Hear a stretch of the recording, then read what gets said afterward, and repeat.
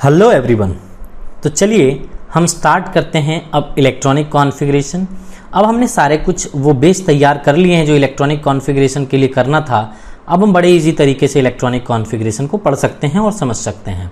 तो इलेक्ट्रॉनिक का मतलब होता है बेटा इलेक्ट्रॉन, एंड कॉन्फ़िगरेशन का मतलब होता है व्हाट, अरेंजमेंट। तो यानी कि आपको एक्चुअल में इलेक्ट्रॉनिक कॉन्फ़िगरेशन में करना क्या है, इलेक्ट्रॉन का अरेंजमेंट करना है। तो किस तरीके से करना है आइए समझते हैं। तो इलेक्ट्रॉनिक कॉन्फ़िगरेशन में एक रूल से आपको इलेक्ट्रॉन को अरेंज करना है और उस रूल का नाम है अफबाउ रूल। Aufbau rule. और ये अफबाउ रूल क्या कहता है, ये कहता है कि आप n+l चेक करिए, किसी भी जो सबसेल दिए हैं उनका जो इलेक्ट्रॉनिक कॉन्फ़िगरेशन लिखा हुआ है उनका n+l का वैल्यू चेक करिए, ठीक है। तो ये उसके बेसिस पे कहते हैं। तो अफबाउ रूल यही है। तो अफबाउ का क्या मीनिंग है, ये कोई साइंटिस्ट या केमिस्ट नहीं है बेटा। ये जो अफबाउ आपको दिख रहा है ये नाम, ये कोई साइंटिस्ट या केमिस्ट नहीं है। इसका मतलब होता है बिल्डिंग अप, ठीक है। ये होता है बिल्डिंग अप, और इसका सिंपल सा मीनिंग अगर हम कहें तो यही है रीअरेंजमेंट, है ना, रीअरेंजमेंट। तो सिंपली अरेंजमेंट करना है बेटा। तो अरेंजमेंट करना है, वो अरेंजमेंट कैसे करोगे, तो लोअर एनर्जी से लेकर के हायर एनर्जी तक आपको इलेक्ट्रॉन्स को अरेंज करने हैं। यानी कि जो सबसे पहले कम एनर्जी वाला होगा उसको पहले रखिए, फिर थोड़ा ज़्यादा एनर्जी वाले को थोड़ा सा बाद में रखिए, फिर थोड़ा और ज़्यादा एनर्जी वाले को थोड़ा और बाद में रखिए, और ज़्यादा बड़ा एनर्जी वाले को और बाद में रखिए। तो ऐसे एक स्पेक्ट्रम टाइप से आपको बनाना है बेटा, कि यानी कि लोअर एनर्जी से हायर एनर्जी की तरफ इस तरीके से इलेक्ट्रॉन को अरेंज करना है, ठीक है। बस यही काम अपने को करना है। ये आपको हेल्प करेगा, n+l वाला जो रूल है वो आपको हेल्प करेगा कि कैसे आखिर ये करें।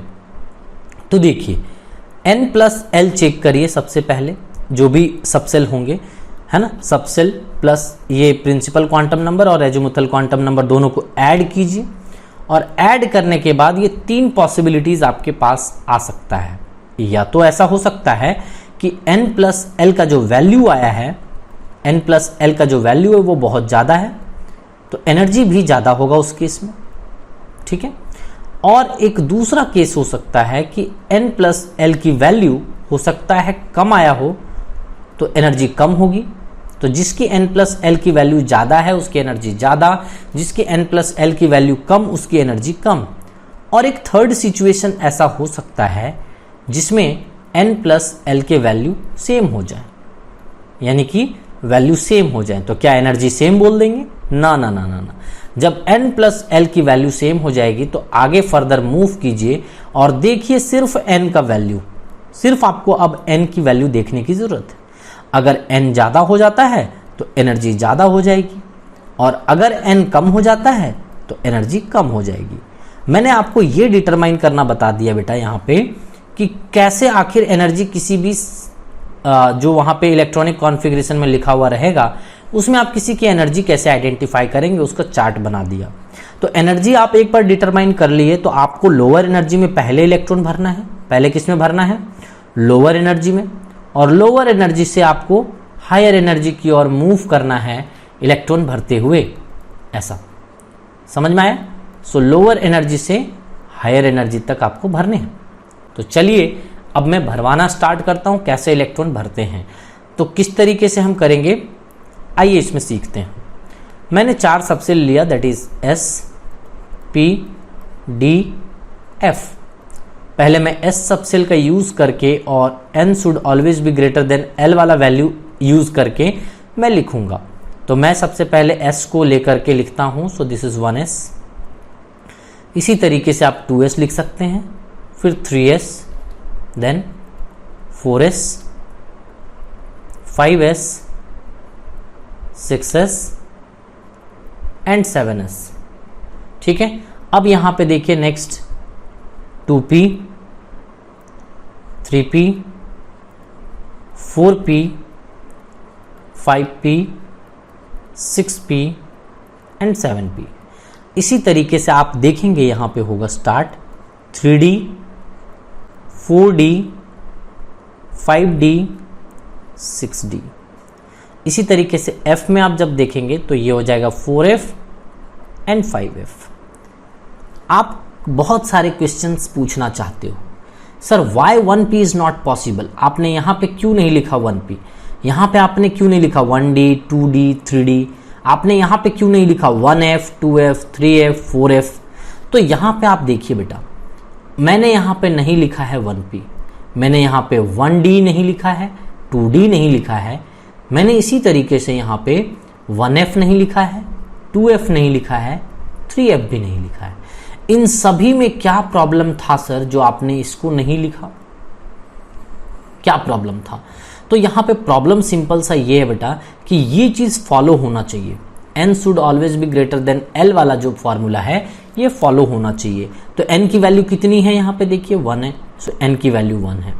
l की वैल्यू कितनी है आपको अगर याद हो तो मैंने l की वैल्यू लिखवा रखी थी, s के लिए 0, 1, 2, 3 ऐसा वैल्यू लिखवा रखा था।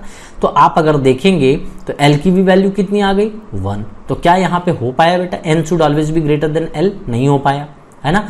n बड़ा होना चाहिए, n यहाँ तो बराबर है इन दोनों से, देखिए यहाँ पे भी 1 है, वहां पे भी 1 है, तो दोनों बराबर है। नेक्स्ट यहाँ पे देख लेते हैं 1D में अगर देखें तो n की वैल्यू 1 है और d के लिए l की वैल्यू 2 है, तो यहाँ तो भैया l ही बड़ा है। और देख लीजिए इसी में एक और है, यानी कि n की वैल्यू 2 है और l की भी वैल्यू 2 है, तो यहाँ पे बराबर है, तो नहीं हो सकता पॉसिबल, इसीलिए ये पॉसिबल ही नहीं है। यहाँ पे भी इसी तरीके से आप चेक कर सकते हैं बेटा, ये n की वैल्यू यहाँ पे 1 है और l की वैल्यू कितनी है बेटा 3 है, तो यहाँ पे n ग्रेटर देन l नहीं हो रहा है। फिर यहाँ देखिए n इज इक्वल टू 2 है, l इज इक्वल टू 3 है। अगेन यहाँ पे देखने को मिल रहा है कि n बड़ा नहीं हो रहा है, उल्टा l ही बड़ा हो जा रहा है। n की वैल्यू 3 है और यहाँ पे l की वैल्यू भी 3 है इसके लिए। तो आप देख सकते हैं कि इस सिचुएशन को नहीं लिखा मैंने, वो इसलिए नहीं लिखा क्योंकि ये वाला फार्मूला फॉलो नहीं कर रहा है। जो इस फार्मूले को फॉलो करेगा मैं सिर्फ उसी को लिखा हूं यहाँ पे, ठीक है। अब आपका नेक्स्ट क्वेश्चन है कि ऊपर वाले सारे तो बता दिए सर, कि ऊपर वाले क्यों नहीं लिखे गए ये तो बता दिए, आप ये एक्सटेंड क्यों नहीं किए 6D, उसके बाद आपने 7D की और क्यों नहीं मूव किया, यहाँ पे 5F गए, 6F 7F क्यों नहीं गए? मैं कहता हूं कि आप जा सकते हैं, कोई प्रॉब्लम नहीं, आप जाइए, लेकिन मैं इसलिए नहीं गया क्योंकि 118 एलिमेंट की इलेक्ट्रॉनिक कॉन्फ़िगरेशन लिखने के लिए मुझे इससे ज़्यादा ज़रूरत नहीं पड़ता है, 7D की ज़रूरत नहीं पड़ती, मुझे 6F 7F की ज़रूरत नहीं पड़ती, जिसके कारण मैं यहाँ पे उसको नहीं लिखूंगा। समझ में आया? तो आई थिंक ये चीज़ क्लियर हो गया होगा। अब देखिए नेक्स्ट रूल, यहाँ पे अब्बाउ का रूल कहता है कि आप इसे इस तरीके से काट दीजिए। अब्बाउ का ये रूल कहता है कि आप इस तरीके से इसमें कैंची चलाइए, काटिए इसको, है ना, इसको ऐसे काटना है बेटा, आपको क्रॉस करिए सब में इस तरीके से। और जब आप क्रॉस करेंगे तो केयरफुली करें, कटना चाहिए इस तरीके से जैसे मैं काट रहा हूँ, ठीक है। तो ऐसा कर दिया आपने, दे दिया एरो, यहाँ पे एरो लगा दीजिए, ठीक है। इनका रूल है, अब इस रूल को करेंगे ना तो देखना अपने आप ऑटोमेटिकली फिर क्या होगा कि n+l रूल को फॉलो करने लग जाएगा। तो ये देखिए अब आपको करना क्या है कि एरो से एरो नहीं टकराना, इस चीज को दिमाग में रखिएगा। एरो से एरो अगर टकरा गया तो बवाल हो जाएगा, यहाँ पे महाभारत हो जाएगा, रामायण हो जाएगा, वो सब कुछ हो जाएगा जो आप नहीं जानते हो।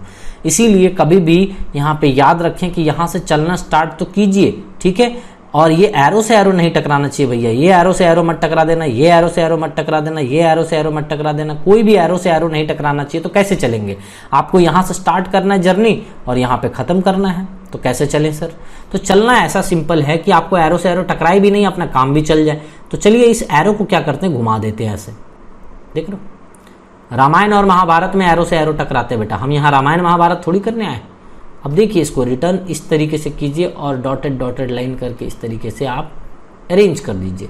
तो आप बड़े सिस्टमेटिक वे में आप देखेंगे कि बहुत आसानी से आप n+l के रूल पे फॉलो हो जाएंगे अपने आप, अगर इस चीज़ को करते हैं तो। ये उन्हीं का रूल है, ये अबाउ प्रिंसिपल का ही रूल है। ये ऐसे ही सिखा रहे हैं कि एरो से एरो अगर टकराया बेटा तो गए आप, है ना, काम से गए, यानी कि महाभारत और रामायण हो जाएगा। इसीलिए कभी भी एरो से एरो नहीं टकराना है। कसम खा लीजिए कि हमेशा आपको एरो को पीछे से मोड़ते हुए इस तरीके से ले आना है और कभी भी एरो से एरो टकराना नहीं चाहिए। तो इसी तरीके से पीछे से इस तरीके से मोड़ दीजिए और फाइनली आप यहाँ तक पहुँच जाते हैं। अब पहुंच गए। अब जितने भी जो रास्ता मैंने बना दिया, एक पाथ बना दिया, अगर आप गौर से देखिए तो एक पाथ मैंने बना दिया है। अब इस पाथ को बनाने के बाद आप ये कंफर्म हो जाइए कि आप जो भी रास्ते में मिलता है उसको उठा लीजिए, है ना। और आपको पता है कि एस में मैक्सिमम इलेक्ट्रॉन कितना भर सकते हैं, यहाँ पे 2 है ना, 2, पी में 6, डी में 10, एफ में 14, ऐसा भर सकते हैं। लेकिन आपको वो लिखने की जरूरत नहीं, डायरेक्ट आप ये लिख दीजिए जो रास्ते में मिल रहा है, रास्ते में जो आते जा रहा है लिखते जाइए। तो सबसे पहले देखा आपने 1s आया, मैंने यहाँ पे लिख दिया 1s। फिर कौन आया, रास्ते में चलते चलिए, फिर 2s आया बेटा, तो मैं लिख दिया यहाँ पे 2s।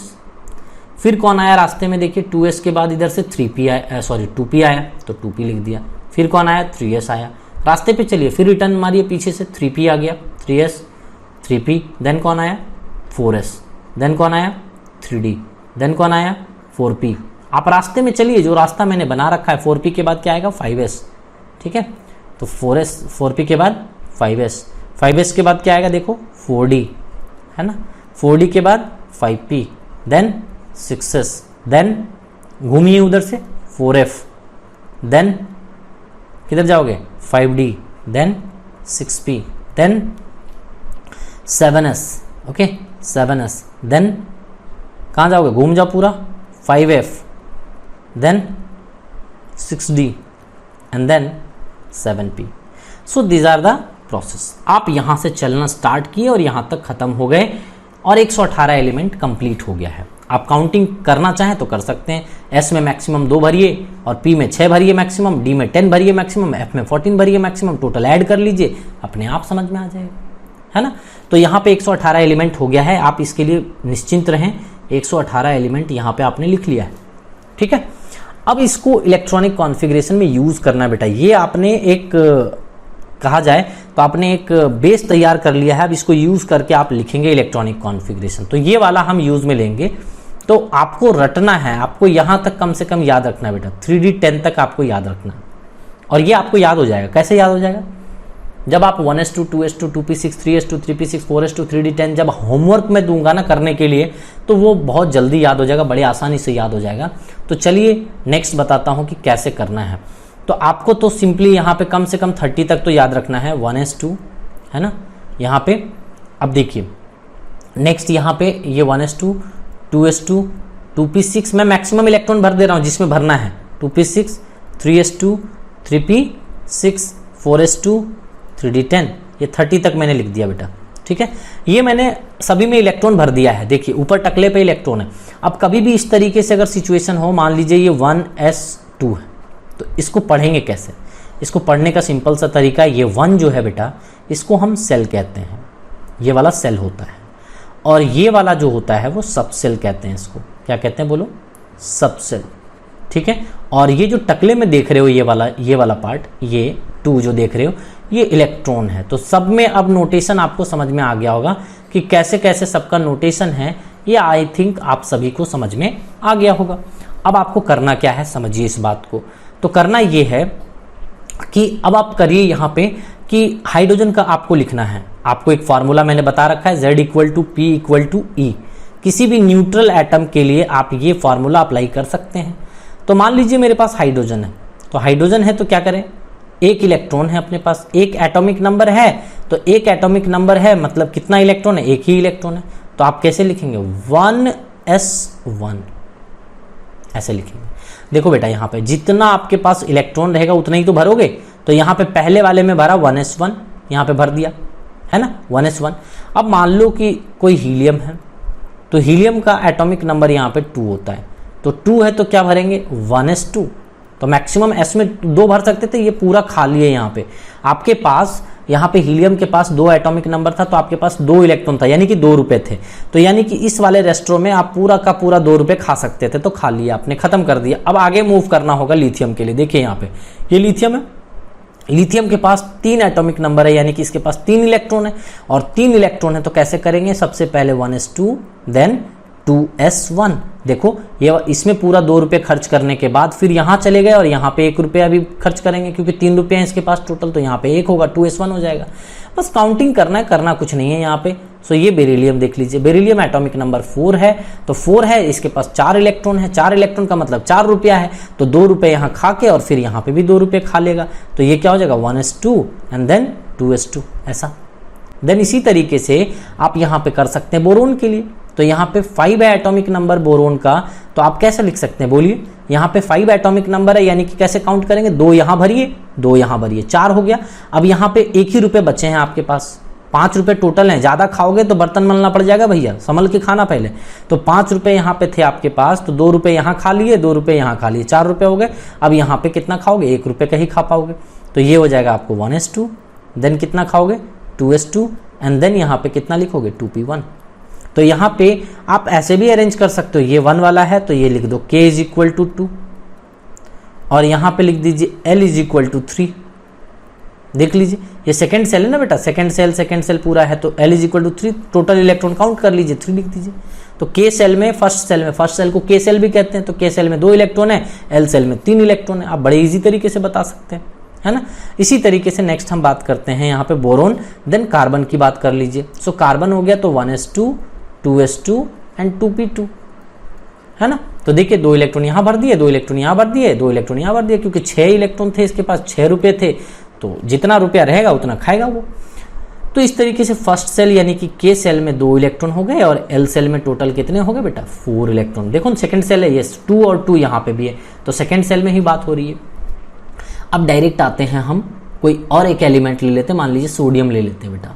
सोडियम एटॉमिक नंबर 11 होता है, आप लिखेंगे तो आप पाएंगे 1s2 2s2 2p6 है ना 3s1। बस मैं क्या करता हूँ ना, मेरे पास 11 रुपया है, 11 रुपया है तो कहाँ तक जा सकता हूँ, देखो 2 रुपये यहाँ खा सकता हूँ, एस में मैक्सिमम 2 ही रुपये का खा सकता हूँ, फिर इस एस में भी 2 ही रुपये का खा सकता हूँ, तो 4 रुपये खत्म हो गए मेरे, ठीक है। फिर यहाँ पे 6 रुपये खा सकता हूँ, क्योंकि मैक्सिमम पी में 6 खाया जा सकता है, तो मैंने 6 रुपये यहाँ पे खा लिए, तो 2 और 2 4 और 6 10 रुपये खत्म हो गए, 1 ही रुपये बचे अब मेरे पास। तो यहाँ पे कितना खा पाऊंगा, यहाँ पे खाने का तो 2 है लेकिन 1 ही खा पाऊंगा, क्योंकि मेरे पास पैसे तो कम ही है, 1 रुपये बचे, तो यहाँ पे क्या हो जाएगा 3s1 तक जाऊंगा। अब इसे सेल वाइज अरेंज कर लीजिए, this is first shell, second shell and third shell, ऐसा करके अरेंज कर लीजिए। तो ये कितना हो जाएगा बेटा, k इज इक्वल टू कितना हो जाएगा 2, l इज इक्वल टू कितना हो जाएगा 8 and KLM m is equal to कितना हो जाएगा 1, ठीक है। तो यहाँ पे क्या हो गया, आप देखिए कि फर्स्ट सेल में 2 इलेक्ट्रॉन, सेकंड सेल में 8 इलेक्ट्रॉन, थर्ड सेल में 1 इलेक्ट्रॉन, ऐसे करके आप अरेंज कीजिए। मान लीजिए कि आपको क्लोरीन का लिखना है, क्लोरीन का लिखना है तो देखिए कैसे लिखेंगे, 17 एटॉमिक नंबर है, तो आप क्या करेंगे, यहाँ पे 1s2 17 काउंट कर लीजिए, 2 यहाँ पे, 2 यहाँ, 4 और यहाँ पे 6 10, 2 12 12 और अपने पास कितना बचा, 6 तो भर सकते थे बट यहाँ 5 ही बचे हैं अपने पास, 17 तक जाना है ना। तो देखिए 1s2 गया, फिर 2s2 गया, फिर 3s2 गया, 1s2 2s2 2p6 गया, देन 3s2 गया, देन 3p5 जाऊंगा। देख लो काउंटिंग करके देख लो ना, इलेक्ट्रॉन भरने हैं बेटा, इलेक्ट्रॉन भर रहे हो ना, 2 2 4 और 6 कितना हो गया 10 10 2 12 और 5 17, बस यही इलेक्ट्रॉन तो भरने हैं बेटा, कुछ करना तो है नहीं। एक सीरीज तो हमने बना के आपको दे दिया है, अप टू यहाँ पे 118 तक दे दिया है, यहाँ तक 30 हमने लिख दिया है, तो ये एक सीरीज मैंने दे दिया है। तो आप लास्ट आप कैल्शियम का यहाँ पे देखिए, कैल्शियम 20 यहाँ पे देख सकते हैं, तो क्या लिखूंगा बोलो, 1s2 then 2s2 then 2p6 then 3s2 then 3p6 then 4s2। ये देखिए कंप्लीट हो गया। आप देख लीजिए, काउंट करके देख लीजिए ना, 2 2 4 और 6 10 10 प्लस 2 12 12 प्लस 6 18 और 2 20। ज़्यादा 1 रुपये भी अगर हो गया ना तो बर्तन मलना पड़ जाएगा बेटा। देखो मैं सेल वाइज अरेंज कर रहा हूँ ऐसा बहुत बेहतर तरीके से। k इज इक्वल टू कितना हो जाएगा 2, l इज इक्वल टू कितना हो जाएगा 8, m इज इक्वल टू कितना हो जाएगा 8, n इज इक्वल टू कितना हो जाएगा 2, ठीक है। तो इस तरीके से आप सेल वाइज अरेंज कर सकते हैं, है ना। सेल वाइज बड़े इजी तरीके से अरेंज कर लिया। और जो सेल वाइज अरेंज करने का फायदा ये है कि जो भी आउटर मोस्ट सेल में रहता है बेटा, जो बाहरी सेल में रहता है आप उसे कहते हो, जैसे बाहर में कौन है देख लो, ये बाहर में है पूरा, 4th सेल है, लास्ट वाला सेल है, तो हम इसे क्या कहेंगे वैलेंस सेल, है ना। आगे चल करके मैं बताऊंगा ये सब चीज। देखिए आउटर मोस्ट सेल को ही वैलेंस सेल कहते हैं बेटा, ये वैलेंस सेल है, इसका ये वैलेंस सेल है आउटर मोस्ट सेल को ही वैलेंस सेल कहते हैं। This one is your valence shell. तो कभी भी आपको वैलेंस सेल पूछा जाए और उसमें इलेक्ट्रॉन्स पूछे जाएं तो भी बता सकते हैं आप बड़े इजी तरीके से। तो ये मैंने आपको बताया। चलिए कुछ और इलेक्ट्रॉनिक कॉन्फ़िगरेशन में लिख के बताऊं कि कैसे आखिर किसी की इलेक्ट्रॉनिक कॉन्फ़िगरेशन लिख सकते हैं। अगर 20 के बाद आपसे पूछा गया तो कैसे लिखेंगे? तो 20 के 1 के बाद 21 से आपको क्या करना है बेटा, सेल वाइज अरेंजमेंट करना बहुत जरूरी हो जाएगा आपके लिए। तो स्कैंडियम है, ठीक है। अब स्कैंडियम है तो क्या कहने का मतलब है, देखिए एटॉमिक नंबर 21, तो मैं जाऊंगा क्या 1s2, 2s2, 2p6 है ना, 3s2 and 3p6, then 3p6, then 4s2 and 3d1। आप काउंटिंग कर लेना बेटा, जो मैंने सीरीज लिखवाया है ना आपको, है ना, जो सीरीज लिखवाया है उस सीरीज में आप काउंटिंग कर लेना, 21 यहीं पे आएगा। अब देखिए आप अगर देखेंगे इस बात को यहाँ पे तो आप सेल वाइज अरेंज कर ही नहीं पाएंगे यहाँ पे। तो देखिए फर्स्ट वाला पूरा तो 1 वाले सारे एक जगह आ गए यहाँ पे, ठीक है, सारे 2 वाले एक जगह आ गए, सारे 3 वाले एक जगह आ पा रहे हैं क्या? 3 वाला एक यहाँ रह गया और बीच में यहाँ पे तो गैप आ जा रहा है। अब क्या करना है, ये तो सही है, कोई दिक्कत नहीं, गलत आपने नहीं लिखा है, सही लिखा है, बट इसे सेल वाइज अरेंज करना चाहिए आपको, ये अच्छा रहता है। 1s2, 2s2, 2p6, 3s2, 3p6, then इसको बस रिप्लेस करना बेटा, ये इधर आ जाएगा और ये इधर चला जाएगा। हमने कुछ नहीं किया, रीअरेंज किया है बस। तो यहाँ पे आ जाएगा क्या 3d1 एंड देन 4s2। हमने बस रीअरेंज किया, कुछ भी नहीं किया हमने, जस्ट रीअरेंज किया है ना। तो यहाँ देख लीजिए, ये पहला सेल है, ये दूसरा सेल है, ये पूरा तीसरा सेल है और ये पूरा 4 सेल है। अब हम सेल वाइज अरेंज कर पाए। तो ये k इज इक्वल टू कितना हो जाएगा बोलो 2, L इज इक्वल टू कितना 8, M इज इक्वल टू कितना हो जाएगा देखो 8 + 1 9 and then N is equal to कितना हो जाएगा 2। तो आप आसानी से बता सकते हो। तो यहाँ पे आउटर मोस्ट सेल को ही वैलेंस सेल कहते हैं। This outermost shell is known as valence shell. Valence shell, outermost shell को ही वैलेंस सेल कहते हैं and the electron which are present in that shell is called as valence electron. Valence electron, valence shell में जो electron है उसे valence electron कहते हैं। तो वैलेंस इलेक्ट्रॉन 2 हो जाएगा इसके लिए। देखिए इसका डायग्राम बना देता हूं। ये न्यूक्लियस है, मान लीजिए ये न्यूक्लियस है। इस तरीके से पहला सेल, फिर दूसरा सेल, फिर तीसरा सेल एंड इस तरीके से 4th सेल हमने बना दिया यहाँ पे। तो आप देखेंगे कि k इज इक्वल टू कितना इलेक्ट्रॉन है बेटा यहाँ पे 2, तो यहाँ पे 2 लिख दिया।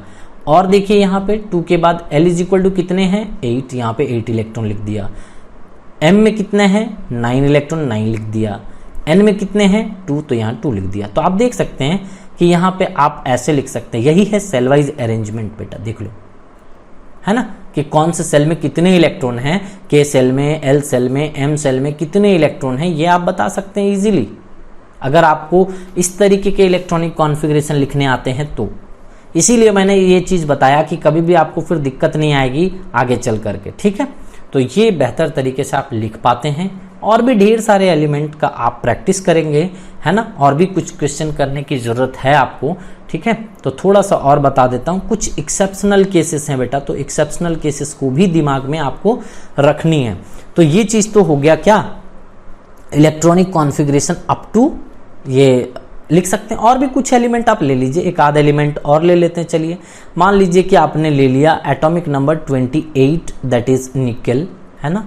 अब आप कैसे लिखेंगे इसको, देखिए 1s2, 2s2, 2p6, 3s2, 3p6, 4s2 and then 3d8। आप काउंटिंग कर लें, आपको नहीं यकीन हो रहा है तो यहाँ काउंटिंग करिए, 2 4 10 12 18 20 और 8 28, देखो 28 इलेक्ट्रॉन हो गए।